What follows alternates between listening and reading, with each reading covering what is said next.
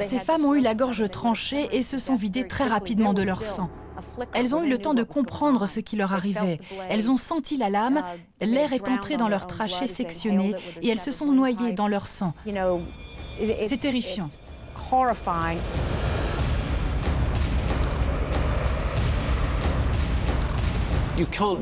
On ne peut pas aller plus loin dans l'atteinte à l'intégrité physique d'un corps humain.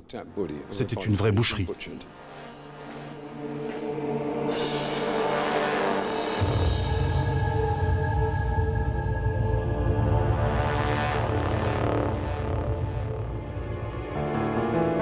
Londres, automne 1888.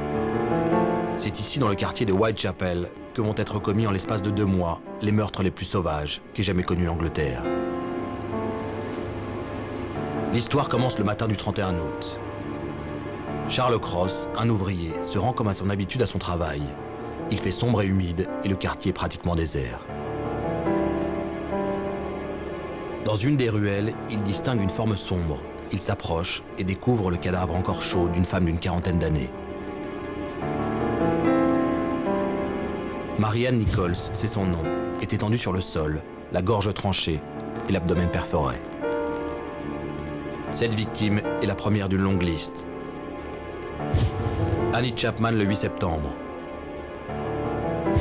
Elizabeth Stride et Catherine Eddowes le 30 septembre. Et enfin Mary-Jane Kelly le 9 novembre 1888. Officiellement, 5 femmes, toutes des prostituées, sont massacrées par celui que l'on va surnommer Jack l'Éventreur. Les meurtres de l'Éventreur se déroulent tous à Whitechapel, un quartier situé à l'est de Londres. Londres est alors la plus grande capitale au monde. La reine Victoria vient de fêter son jubilé. 50 ans de règne sans ombrage, c'est le début de l'âge industriel et l'heure est à l'opulence. Mais l'expansion des quartiers les plus riches se fait au détriment du reste de la population. Baptisé l'Abîme par Jack London, l'Est londonien est un lieu de perdition. Vagabonds, alcooliques et marins de passage peuplent ces ruelles sordides. La criminalité, la maladie et la misère sont le lot quotidien de ces laissés pour compte. Pour les habitants de Whitechapel, la survie est un combat de tous les jours. Et les enfants sont les premières victimes de ces conditions de vie effroyables. Les gens dormaient à 8 ou 9 dans la même chambre. L'espérance de vie était très courte et la vie très brutale. Beaucoup d'alcoolisme. Pour les enfants, l'espérance de vie était très basse. 55% mouraient avant l'âge de 5 ans. Donald Rombolo est un éventrologue, autrement dit, un spécialiste de Jack l'Éventreur. Ancien policier, il est considéré comme l'un des meilleurs experts sur le sujet. Nous sommes au cimetière catholique de Saint-Patrick, au nord de Londres, où a été enterrée Mary-Jane Kelly, l'une des victimes de Jack l'Éventreur. Des femmes qui essayaient de survivre à n'importe quel prix. Il n'y avait pas d'aide sociale ou humanitaire. Inévitablement, ces femmes faisaient le trottoir de temps en temps. Le prix de la passe était dérisoire.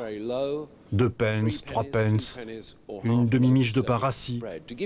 Juste pour faire une comparaison, une femme vous coûtait 3 pence, tandis qu'une demi-livre de fromage, 4 pence 50. Autrement dit, le fromage coûtait 50% de plus qu'une femme. Whitechapel a beaucoup changé aujourd'hui, même si cela reste un quartier populaire. Les lieux des meurtres sont eux aussi méconnaissables. C'est ici, sur Bucks Row, à l'emplacement de cette plaque d'égout, qu'a été retrouvée la première victime de Jack l'Éventreur, Marianne Nichols. Paul Begg est un historien. Il a écrit plusieurs ouvrages sur Jack l'Éventreur. L'anxiété qui régnait au sein de la population était largement due à leur survie au quotidien. Jack l'Éventreur est arrivé au meilleur moment.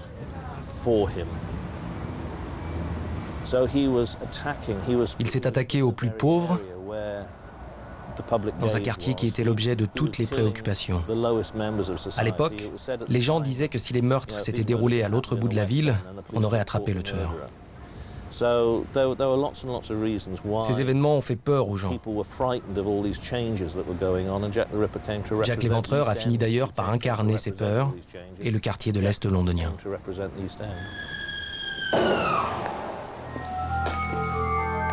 7 jours à peine après le premier meurtre, Jack est de nouveau à l'œuvre à quelques rues de là. Le corps mutilé d'Annie Chapman, une mère de famille de 47 ans, est retrouvé dans une arrière-cour du 29 Humbury Street.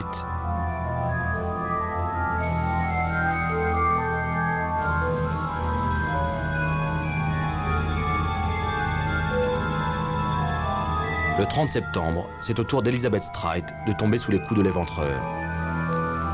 Elizabeth, une femme de 45 ans, plus connue sous le nom de Long Liz, a la gorge tranchée, mais son corps est vierge de toute mutilation abdominale. La raison en est simple, le tueur a été dérangé. Ce ne fut pas le cas pour la victime suivante. Au moment où la police découvre le cadavre d'Elizabeth Stride, Jack l'Éventreur est de nouveau en train d'assouvir ses pulsions meurtrières, à seulement 10 minutes de là.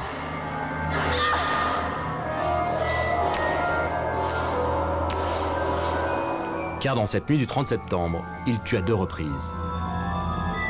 Avec cette 4e victime, Jack l'Éventreur franchit un cap supplémentaire dans l'horreur. Catherine Eddowes, une mère de famille divorcée, a le visage lacéré et la gorge tranchée. Son abdomen est ouvert du sternum jusqu'au pubis. Son rein gauche a été découpé et emporté en guise de trophée.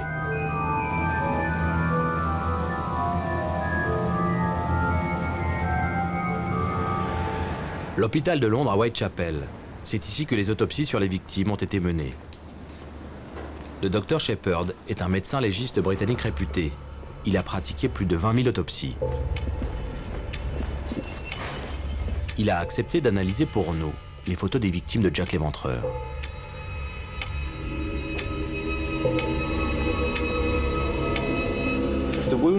J'observe tout d'abord différentes sortes de blessures.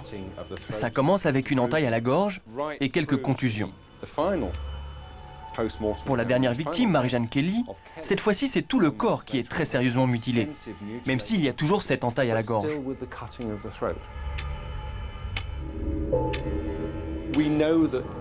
Nous savons que certains meurtriers tuent toujours de la même manière. Ils étranglent, ils poignardent. Et c'est tout. Ils tuent parfois de nombreuses fois, mais toujours de la même façon. En revanche, d'autres tueurs, eux, progressent, innovent, raffinent leur mode opératoire. Donc tuer beaucoup de gens, c'est rare. Mais tuer et mutiler en changeant de méthode, ça c'est encore plus rare. Le pire dans l'horreur est atteint avec la dernière victime, Mary-Jane Kelly. Une prostituée âgée de 25 ans, la plus jeune des victimes. Les gens disent d'elle qu'elle est la plus jolie du quartier. À 23 h, le 8 novembre 1888, un habitué du pub Britannia dit l'avoir vue en compagnie d'un homme portant une moustache. Elle est apparemment ivre. À 2 h du matin, George Hutchinson, un habitant de Whitechapel, la croise avec un homme répondant à la même description devant chez elle, au 13 Miller's Court.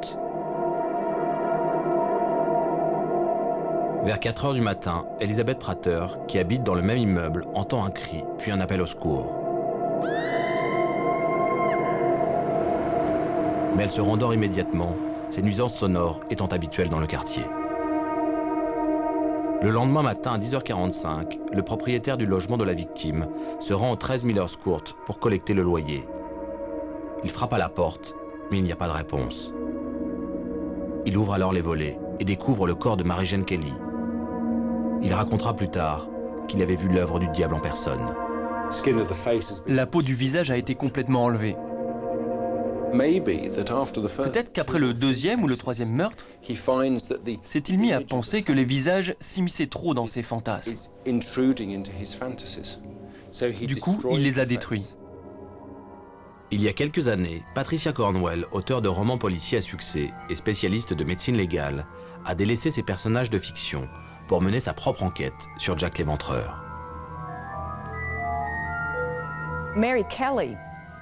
Mary Kelly est la seule victime qui a été tuée à l'intérieur d'une maison.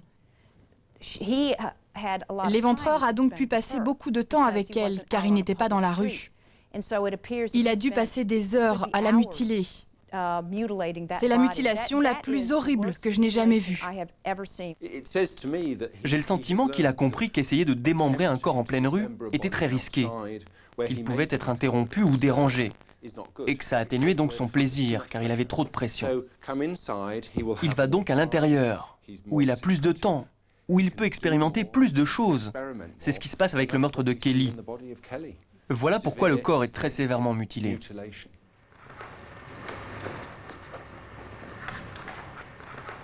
Je veux vous montrer quelque chose d'important. Tout le monde pense que l'arme utilisée était un rasoir. Je vais essayer de vérifier tout ça. La victime portait à peu près 6 couches de vêtements. Ces tissus sont en fibres naturelles. À l'époque, il n'y avait pas de tissu synthétique. Regardez ça. Voilà ce qui m'a intriguée.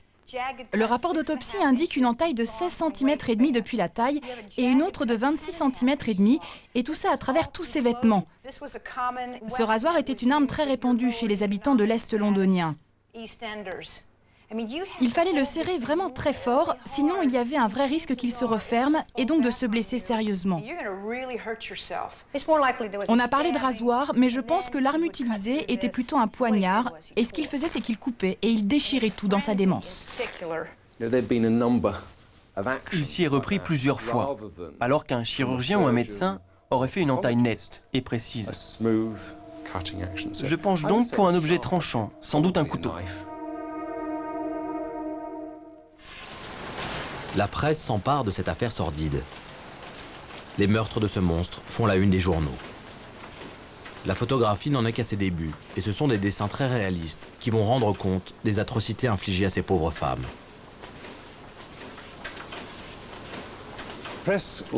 La presse aimait cette histoire parce qu'elle était effroyable et sanglante et qu'elle s'est passée dans un tout petit périmètre. Le meurtrier était un monstre de la pire espèce et très cyniquement, ça faisait vendre du papier. La panique gagne les rues de l'Est londonien. Des comités de vigilance sont mis en place par les commerçants du quartier. Des rondes sont effectuées pour arrêter le meurtrier. Les femmes s'arment de couteaux et dès la tombée de la nuit, les rues se vident. La terreur s'est répandue bien au-delà de l'Est londonien. Dans toute la ville de Londres, les femmes se sentaient menacées. Et pour couronner le tout, la presse jetait de l'huile sur le feu. La terreur va même atteindre les plus hautes instances du royaume. Cambridge, à 2 heures de Londres. Stewart Evans est un policier à la retraite passionné par Jack l'Éventreur. Il a écrit plusieurs livres, dont l'un consacré exclusivement au travail de la police à l'époque. Chez lui, il possède une collection unique dédiée aux célèbres criminels. Il a des milliers de documents. Certains sont des originaux.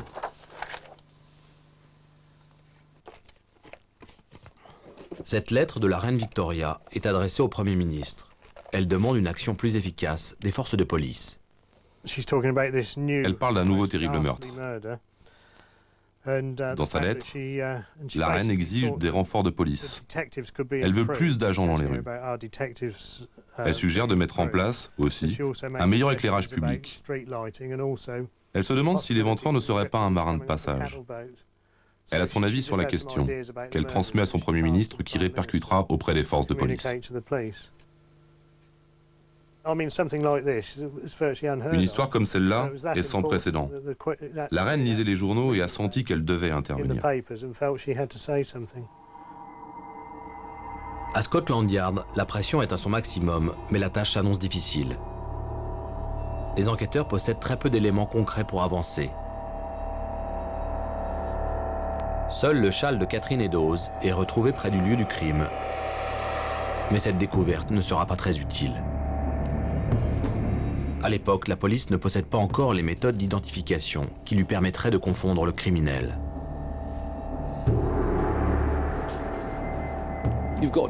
À l'époque, il n'y avait pas d'ADN, pas de relevé d'empreintes. La police n'avait pas toutes ces techniques qu'apporte aujourd'hui la science. Le seul moyen aurait été de l'attraper en flagrant délit. On sait qu'il avait l'habitude d'emporter des trophées. On aurait pu arrêter un homme qui transportait des morceaux de chair ou bien couverts de sang. Mais alors, on n'aurait pas su dire si tout ça était d'origine humaine ou animale.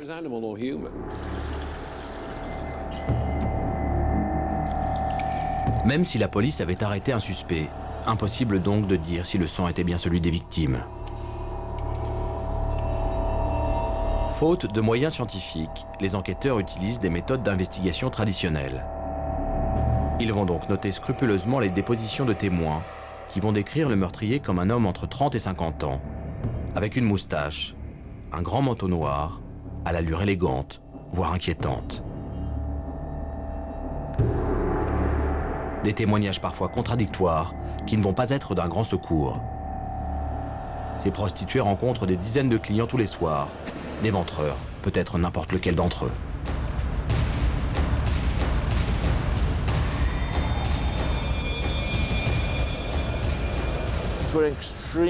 Ces crimes étaient très difficiles à résoudre. Aucun indice ne permettait d'envisager que les victimes connaissaient leur agresseur.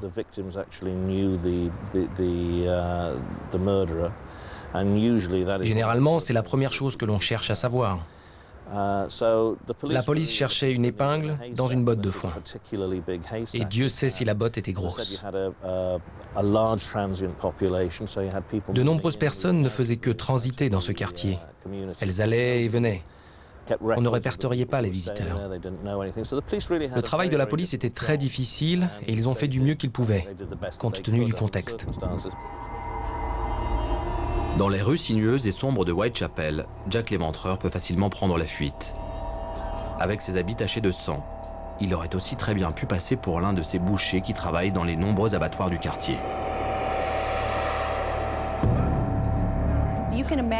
Imaginez-vous, à 2 heures du matin, un épais brouillard de pollution et quelques rares lampes à gaz. Il y en avait très peu dans ce quartier très pauvre de Londres. C'était donc très facile pour Jack l'Éventreur de passer du temps avec ses victimes parce qu'on ne voyait rien.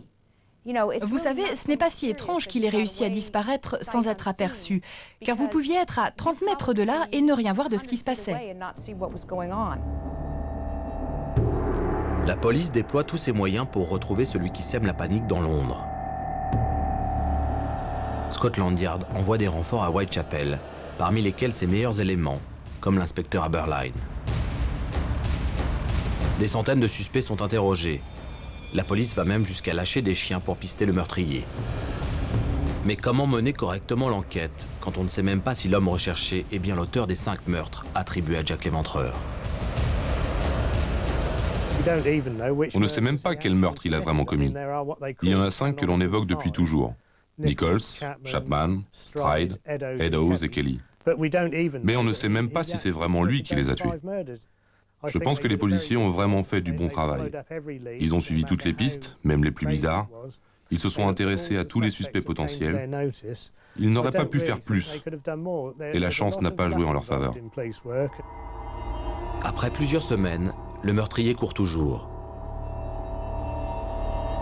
La presse se jette sur l'occasion pour caricaturer le travail de la police, son incompétence à résoudre cette affaire. Toutes leurs erreurs étaient exagérées. On critiquait ce que faisait la police aussi bien que ce qu'elle ne faisait pas. Quoi qu'elle fasse, la police avait toujours tort, si l'on en croit la presse d'opposition de l'époque.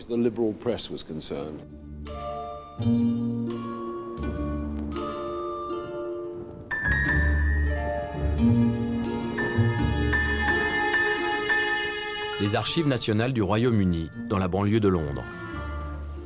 C'est ici que tous les documents officiels de l'enquête sur Jack l'Éventreur sont conservés. Des dizaines de milliers de rapports de police, d'articles de presse et même les photos des meurtres sont aujourd'hui à la disposition des chercheurs.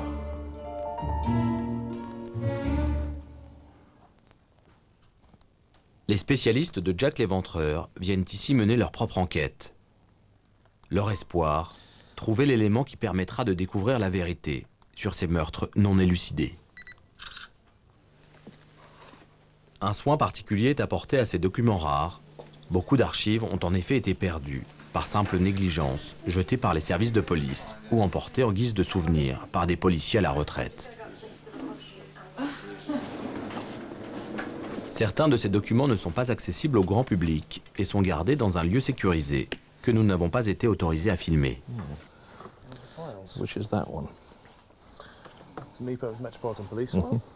Parmi ces archives, des centaines de lettres envoyées à la police et aux journaux de l'époque. Plusieurs peut-être écrites par le meurtrier lui-même. Cette lettre est le document le plus important de cette affaire. On l'appelle la lettre Dear Boss. Elle est supposée avoir été envoyée par le meurtrier qui a signé Jack l'Éventreur, ce qui a donné son nom à l'assassin.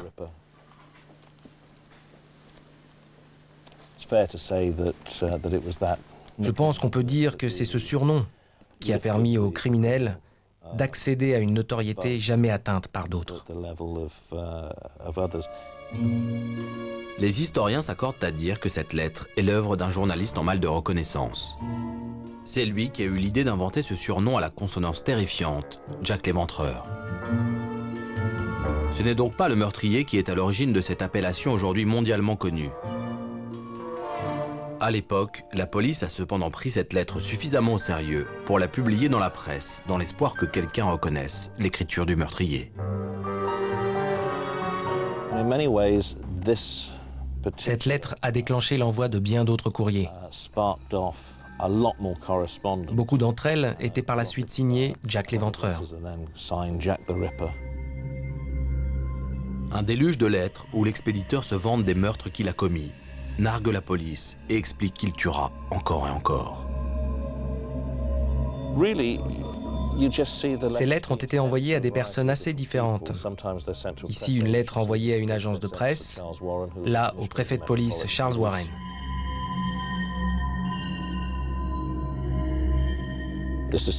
Celle-ci a été envoyée à la police de Whitechapel. Certaines lettres sont pittoresques, avec des dessins ou des empreintes. D'autres ont été écrites à l'encre rouge, comme si c'était du vrai sang.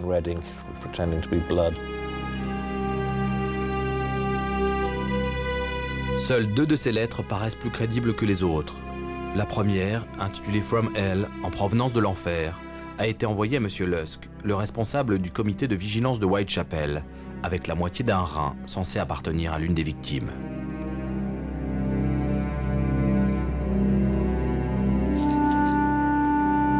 Monsieur, je vous envoie la moitié du rein que j'ai prélevé sur une femme. J'ai fait frire et manger l'autre moitié. C'était délicieux. Attrape-moi, si tu peux. Jack l'Éventreur.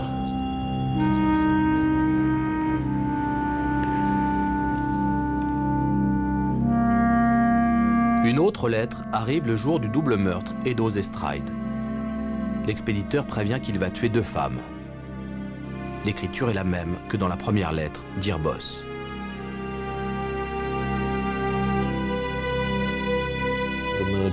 Le meurtrier, qu'il s'agisse d'un individu que nous connaissons ou d'un des suspects de l'époque, ne se serait pas mis en danger de cette façon, en s'immisçant dans l'enquête policière.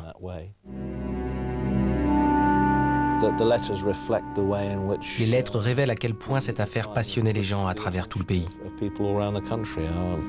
Quand on pense au nombre de courriers envoyés à la police, qui d'ailleurs était complètement submergé. Parmi ces documents figurent également les rapports d'autopsie des victimes. Dans celui de Catherine Eddowes, le médecin légiste tente de décrire pour la première fois quel pourrait être le type de personne à l'origine de ces horribles meurtres. Je pense que l'auteur de cet acte devait avoir une connaissance très précise de la position des organes et de la manière de les prélever. Il faut de bonnes connaissances médicales pour enlever un rein.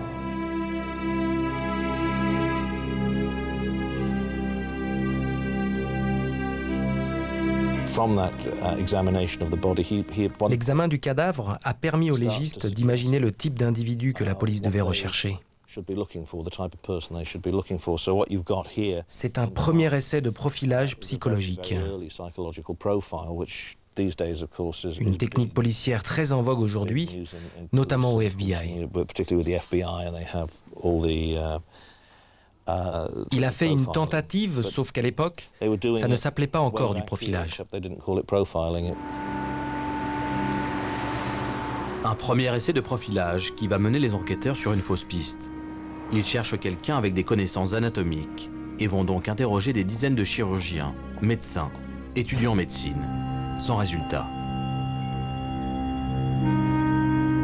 D'après les éléments dont nous disposons aujourd'hui, il est possible de déterminer à quelle catégorie de tueurs appartient Jack l'Éventreur. Jack l'Éventreur est un tueur en série, sans doute l'un des premiers de l'histoire des temps modernes. Il commet le même type de meurtre et s'attaque au même type de victimes, des prostituées.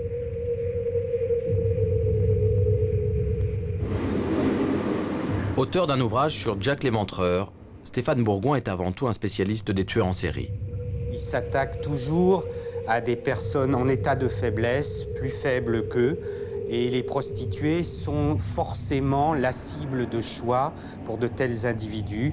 Tout d'abord parce qu'elles sont facilement accessibles. Contre la promesse d'une certaine somme d'argent, elles vont suivre immédiatement leur agresseur potentiel. Nous savons, grâce à des entretiens avec des tueurs en série, qu'ils tirent du plaisir de leurs actes. En regardant ses blessures, en analysant ses photos, c'est bien cela que ça évoque. Il a donc forcément dû éprouver du plaisir en accomplissant cet acte. On ne fait pas un truc pareil sans en espérer quelque chose en retour, de l'ordre de l'excitation sexuelle. Ce genre de tueur en série représente un défi pour les enquêteurs. Ils n'ont en effet aucun mobile apparent. Pour eux, tuer une prostituée ou quelqu'un d'autre, c'est comme se débarrasser d'un objet. Ça ne leur pose aucun problème de conscience. Ces gens ne réalisent même pas qu'ils font quelque chose de mal. Ils sont tellement étrangers aux valeurs et à la morale qui sont les nôtres. Pour eux, il n'y a pas de bien ou de mal. Tout ce qui compte, c'est ce qu'ils ont envie de faire sur le moment. Ces gens éprouvent du plaisir et une certaine satisfaction dans la violence qu'ils font subir à d'autres. Pourquoi ils vont répéter leurs crimes? Ils ont déjà fantasmé très longtemps à l'avance sur ce rituel, ce scénario qu'ils se sont inventés dans leur tête. Et avant de passer à l'acte, ils ont déjà tué des dizaines, voire des centaines de fois dans leur tête. Et quand ils passent à l'acte, la réalité du crime n'est jamais à la hauteur du fantasme. D'où nécessité pour eux de répéter le crime. Et c'est un peu comme des drogués, des accros aux drogues dures. Il y a toujours besoin d'augmenter la dose pour connaître la même poussée d'adrénaline. En 1888, toutes ces informations précieuses ne sont évidemment pas connues par la police. L'homme recherché va simplement avoir l'apparence d'un monstre sanguinaire. C'est en tout cas l'image véhiculée par la presse de l'époque. Le gros problème de la police pour résoudre ce crime, c'est qu'elle était persuadée que le physique du tueur correspondait à ses actes. Du coup, un tueur devait être forcément un arriéré, ressemblant à un homme de Néandertal ou à un homme des cavernes. On sait bien sûr que c'est tout à fait ridicule. Quand on observe ces photos, au regard de ce que l'on sait aujourd'hui sur ce type de meurtrier, cela nous donne des pistes sur le passé de l'individu qui a commis ces actes. C'est sûrement quelqu'un de très intelligent, mais sans éducation. Il doit avoir un savoir-faire manuel pour parvenir à faire des trucs pareils. En revanche, ses relations avec les femmes sont plus compliquées à analyser. Mais la progression dans ces crimes est typique d'un individu qui doit avoir une vingtaine d'années, qui a commis d'autres infractions auparavant. Des vols, des cambriolages, peut-être allant jusqu'à des agressions sexuelles et des viols. Puis, il va jusqu'à tuer. Mais toutes ces suppositions sont possibles grâce à ce que nous connaissons aujourd'hui. D'autres hypothèses sur l'apparence du meurtrier ont été élaborées. John Grieve est l'ancien directeur du renseignement criminel et de la lutte antiterroriste à Scotland Yard. Il a toujours été fasciné par l'affaire Jack l'Éventreur. En 2006, il a travaillé pendant plusieurs semaines sur cette énigme et a tenté avec une équipe d'experts de dresser un portrait robot du tueur de l'Est londonien. Il est peut-être tout à fait banal. C'est la leçon que l'on a apprise d'autres meurtriers connus.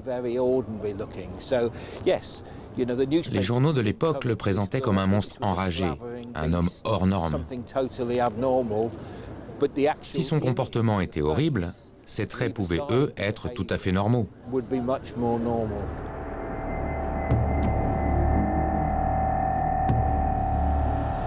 Avec les dépositions des 13 témoins qui pensent avoir vu le meurtrier, John Grieve a dressé ce portrait robot informatisé. Il s'agirait d'un homme aux traits anguleux, d'âge moyen, de taille moyenne, quelqu'un de tout à fait ordinaire.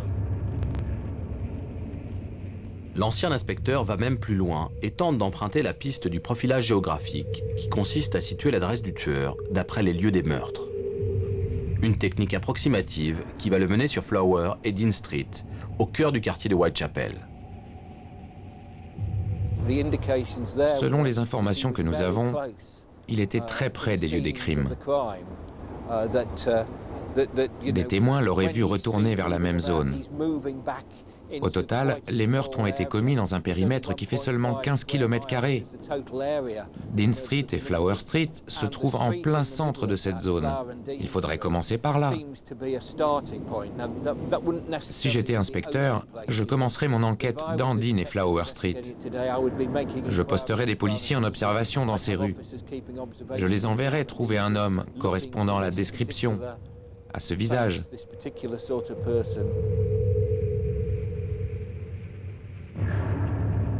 Il est dans le coin. Il n'est pas loin. Il ne se déplace pas en calèche ou à cheval, comme l'affirment les bêtises qu'on peut lire ou entendre. Il vit dans le quartier. Il n'est pas loin. Après le 9 novembre 1888, jour du meurtre de Mary-Jane Kelly, les enquêteurs de Scotland Yard sont confrontés à un nouveau mystère. Les meurtres s'arrêtent du jour au lendemain, sans que personne ne sache pourquoi. 100 ans après ce dernier meurtre, une équipe du FBI va à son tour se pencher sur cette affaire irrésolue. Dans le profil psychologique que les experts dressent du meurtrier, on y apprend que Jack l'Éventreur n'aurait sûrement jamais arrêté de tuer de son propre gré et ne se serait en tout cas jamais suicidé. J'ai appris une règle d'or, ces individus ne s'arrêtent jamais d'eux-mêmes. Quand les crimes s'arrêtent, comme c'est peut-être le cas pour Jack l'Éventreur, c'est soit que le tueur décède, soit qu'il est emprisonné pour un autre délit. Quand vous avez tué 5 personnes, quand vous avez démembré quelqu'un de cette façon, pourquoi s'arrêter? C'est un succès personnel. Vous avez tué 5 personnes, peut-être plus. Vous vivez les plus beaux moments de votre vie en découpant des cadavres. Pourquoi s'arrêter? Plus de meurtres, plus d'indices. L'enquête sur la mort de Mary-Jane Kelly est bouclée en seulement une journée par Scotland Yard. Dès lors, des centaines de théories sur l'identité du tueur vont voir le jour. Un avocat, Montagu John Druitt, un coiffeur polonais, Aaron Kospinski, et Michael Ostrog, un malfaiteur russe, sont souvent cités comme les 3 suspects historiques. Le docteur Francis Tumblety, un médecin américain, le duc de Clarence, le petit-fils de la reine Victoria, et Sir William Gull, le chirurgien de la cour, complètent la liste des noms parfois farfelus le plus souvent évoqués. En 2001, lors d'un voyage à Londres, Patricia Cornwell rencontre John Grieve.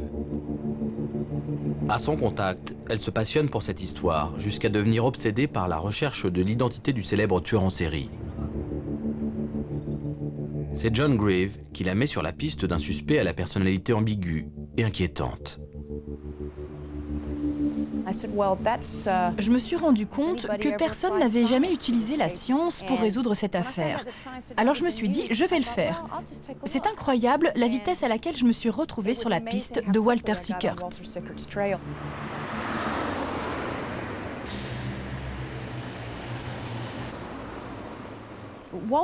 Walter Sickert est un peintre très important, mais assez peu connu du grand public. Quand j'ai observé ses toiles, j'ai commencé vraiment à le soupçonner. Je n'ai pas observé ses tableaux avec les yeux d'une amatrice d'art ou d'une critique d'art.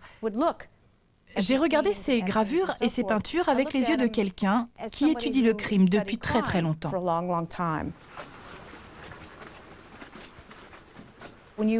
Quand vous regardez certaines de ces toiles, les femmes représentées ressemblent à des cadavres. Elles ont une ligne autour de la gorge et il n'y a pas d'explication à cela. Il ne s'agit pas d'un bijou, ce n'est pas une ombre, c'est une ligne. J'ai retrouvé ça dans beaucoup de ces tableaux et aucun expert ou passionné de Sickert n'a pu me donner d'explication logique à ce que représentaient ces lignes autour du cou de ces femmes. Si ce n'est que cela ressemble beaucoup à une gorge tranchée. Et même si ce n'est pas ça, on ne voit pas souvent des gens avec des traits comme ça autour du cou. Qu'est-ce que ça veut dire? Quand on s'intéresse à la violence dans certaines de ces toiles, ces modèles nus sur des lits n'ont pas l'air vivants. Dans certains cas, il y a des formes étranges, des ombres qui ressemblent à des mutilations.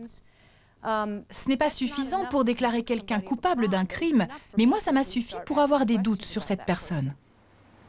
Pendant 18 mois, Patricia Cornwell enquête, fait de nombreux allers-retours entre les États-Unis où elle vit et l'Angleterre. Très vite, elle acquiert l'intime conviction que Sickert et l'éventreur ne font qu'un. Pour cela, elle fouille dans le passé de cet homme aux multiples facettes et achète plusieurs dizaines de ses toiles pour les examiner. Ami de Degas, Pissarro et Oscar Wilde, Walter Sickert est l'un des peintres impressionnistes majeurs de la fin du XIXe siècle. En 1888, ce jeune homme marié de 28 ans est souvent absent de son domicile pour laisser libre cours à sa passion, la peinture. Cet homme a commis des crimes presque parfaits. Il n'a laissé aucune trace derrière lui. Il a été très habile. Il faisait par exemple planer le doute sur le lieu où il résidait. Il avait des studios secrets. Il louait des trous à rats, d'horribles endroits dans les quartiers malfamés de la ville. Ces endroits restaient secrets. Sa femme ne savait même pas où ils étaient. Donc on ne savait jamais. Il pouvait y en avoir 3 ou 4 en même temps. C'était très pratique pour quelqu'un qui allait et venait pour tuer des gens. Il pouvait trouver refuge dans un de ces trous à rats, y changer de vêtements et même se cacher là un moment.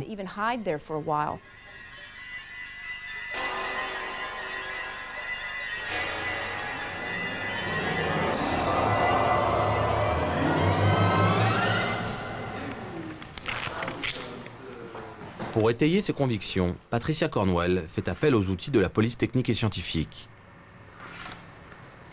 Entourée d'une équipe de spécialistes, elle cherche toutes sortes d'indices. Son objectif est de trouver des empreintes digitales ou des traces ADN prélevées sur des lettres attribuées à l'éventreur pour les comparer à l'analyse du courrier et des vêtements de Walter Sickert.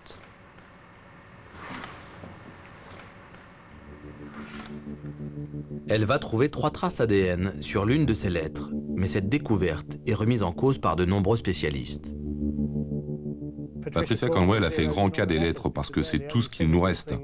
Je pense qu'aucune d'entre elles n'a été écrite par le meurtrier. En tout cas, elle n'a même pas retrouvé de traces d'ADN sur celles qu'on présente comme ayant été écrites par le tueur. Personne n'a remarqué qu'il y avait des traits au pinceau sur certaines de ces lettres. Quelqu'un a utilisé un pinceau pour appliquer une substance dont l'auteur des lettres disait que c'était du sang. En fait, grâce au microscope, on s'est aperçu que c'était de l'eau forte, une substance utilisée sur les plaques à gravure. C'est de la résine, de la cire et de l'huile. Ça ressemble beaucoup à du sang séché. Et si on observe attentivement les lettres, on voit des traits de pinceau. Si l'on prélève de l'ADN sur un échantillon de 1888, avec quoi allons-nous le comparer? Il faut avoir l'ADN du suspect. Sickert a été incinéré à sa mort. Où allons-nous trouver les traces de son ADN? Autre argument avancé par les détracteurs de la thèse soutenue par Patricia Cornwell, Sickert n'était pas en Angleterre au moment des meurtres, mais en France. Attention, être ailleurs 2 jours avant le meurtre ne signifie pas que vous n'étiez pas sur les lieux du crime quand il a été commis 2 jours plus tard. J'ai eu la chance de découvrir, après beaucoup de recherches, que dans sa jeunesse, dans les années 1880, et donc a fortiori en 1888, Sickert allait dans les music halls. Il y a une date intéressante que j'ai relevée. Ce jour-là, on situe Sickert à Londres, dans un music hall, dans les heures, pas les jours, les heures qui ont précédé les meurtres d'Elizabeth Stride et de Catherine Eddowes. Cette nuit-là, il était dans un music hall, il en est sorti après minuit et il est rentré chez lui à pied au moment où ces 2 meurtres ont été commis. Walter Sickert était-il Jack l'Éventreur? Malgré tous ses efforts et plus de 5 millions d'euros dépensés pour son enquête, Patricia Cornwell n'aura finalement pas résolu cette énigme. D'autres personnes se sont récemment penchées sur l'identité du tueur. Shirley Harrison est elle aussi écrivain. Elle ne s'était jamais intéressée à Jack l'Éventreur jusqu'au jour où elle a fait la connaissance d'un homme qui prétend avoir le journal intime du célèbre tueur. C'était un livre tout à fait banal et plutôt ennuyeux. En fait, ce n'est que lorsque je me suis mise à le lire que je me suis vraiment dit qu'il fallait mener l'enquête. Il y avait vraiment quelque chose là-dedans qui me disait que je ne pouvais pas laisser tomber. Ce manuscrit ancien de 63 pages, à l'apparence austère, renferme le journal intime d'un homme qui raconte comment il tue et éventre des prostituées dans le quartier de Whitechapel. En fait, c'est l'histoire d'un homme sous pression qui traverse des moments très difficiles. Il raconte comment il a découvert que sa femme le trompait, sa jalousie, sa rage, son envie de tuer d'autres femmes. Puis il entre dans les détails. Il raconte la manière dont il s'y prend pour chaque meurtre. Assoiffé de sang, il éprouve un plaisir intense dans tout ce qui se passe. Le plaisir était bien plus intense que je ne l'avais imaginé. Je me souviens de tout et je frémis. Il n'y a pas eu de cri quand j'ai coupé. J'ai été très contrarié que la tête ne s'arrache pas. La prochaine fois, il faudra que je sois plus fort. La prochaine fois, je déchirerai tout. Des détails troublants viennent ponctuer ce discours, comme ces onomatopées que l'on retrouve sur les lettres envoyées à la police de l'époque. On ressent sa passion dans l'écriture qui évolue radicalement à mesure que les sentiments changent. Quand il s'excite, les lettres, d'abord toutes petites, deviennent énormes et écartées, avant qu'il ne reste plus que 2 phrases sur une page. Le rythme de tout cela fait froid dans le dos. C'est très étrange. Je vous assure que ça a l'air vrai. On n'a pas l'impression que ça puisse être un faux. L'auteur ne donne jamais son nom. Seule une signature apparaît à la toute fin du livre. Bien à vous, Jack l'Éventreur, le 3 mai 1889. Qui est donc celui qui prétend être le meurtrier de Whitechapel? Shirley Harrison va passer des semaines à recouper les informations réunies dans le livre et arrive à la conclusion qu'il s'agit de James Maybrick, un marchand de coton de Liverpool. On a découvert qui il était grâce aux personnes auxquelles il fait référence. Il évoque sa femme Florence, qu'il appelait Bunny. C'est comme ça que nous avons fait le lien avec l'histoire de James Maybrick.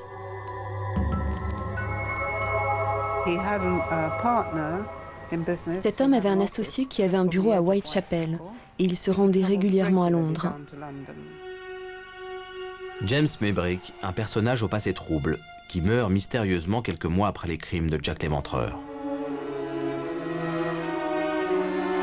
La théorie selon laquelle James Maybrick serait Jack l'Éventreur provoque un véritable séisme dans le petit monde des éventrologues. Beaucoup dénoncent la provenance douteuse du journal intime, écrit à la supercherie. Le Sunday Times titre « Le journal intime de Jack l'Éventreur est un faux ». Pour moi, c'est un faux. Et il est très bien fait. Je ne sais pas qui l'a fait et pourquoi, mais c'est un faux. C'est très malin. Comme il n'y a pas de date, vous ne pouvez pas dire s'il y a une erreur. C'est ça qui est très fort. On sait quand les choses se sont passées. Là-dessus, aucun doute. Mais s'il y a une erreur, si quelque chose ne colle pas, comme il n'y a aucune référence de date, c'est toujours au lecteur de faire avec. Et c'est ça qui est très malin.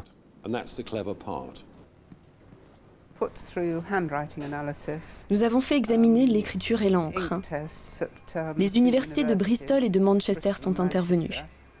Le papier a été examiné par un expert. L'encre et le papier sont d'époque. Selon le British Museum, le journal intime est d'époque victorienne.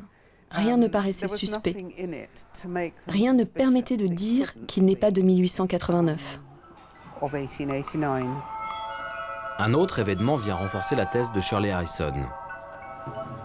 Quelques mois après avoir révélé l'existence du journal intime, elle reçoit l'appel d'un universitaire de Liverpool. Il possède une montre très ancienne, au dos de laquelle figurent des inscriptions très déconcertantes. Sous la loupe du microscope, ces mots sont apparus. Sur les bords, il y avait les initiales des 5 victimes. Au milieu, « Je suis Jack ». Et juste en dessous, la signature de James Maybrick, la même que celle de son testament. C'est vraiment très troublant. Shirley Harrison est persuadée que James Maybrick est Jack l'Éventreur, et que ceux qui dénoncent cette théorie ne veulent pas entendre la vérité.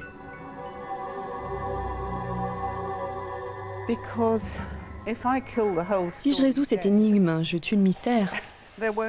Fini les clubs Jack l'Éventreur. Fini les films, les livres et les visites guidées.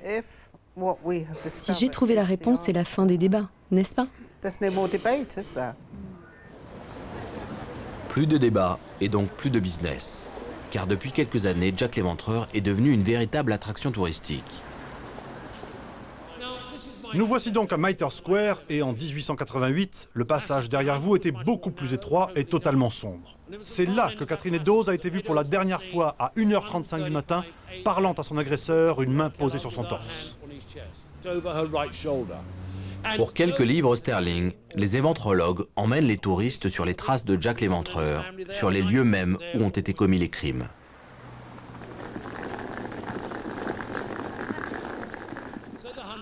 La traque continue aussi bien dans la réalité que dans la fiction.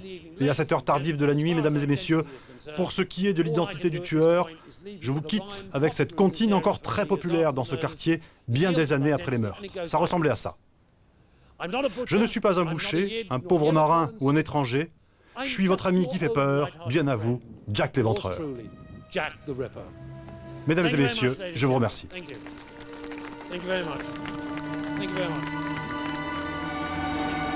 Grâce à son nom à la puissance marketing incroyable, Jack l'Éventreur est aussi l'objet de nombreux ouvrages, de films, de pièces de théâtre et même de comédies musicales. L'histoire fascinante de ces meurtres inspire les écrivains et les artistes qui ne se lassent pas de mettre à toutes les sauces les différentes théories sur l'identité du meurtrier. J'aimerais connaître la vérité, mais comme je dis toujours, quand on se retrouvera devant Dieu et qu'il nous révélera le vrai nom de Jack, on se regardera tous et on se dira « Qui ça ?» Une chose est sûre, Jack l'Éventreur incarne pour toujours l'une des affaires criminelles les plus mystérieuses de tous les temps.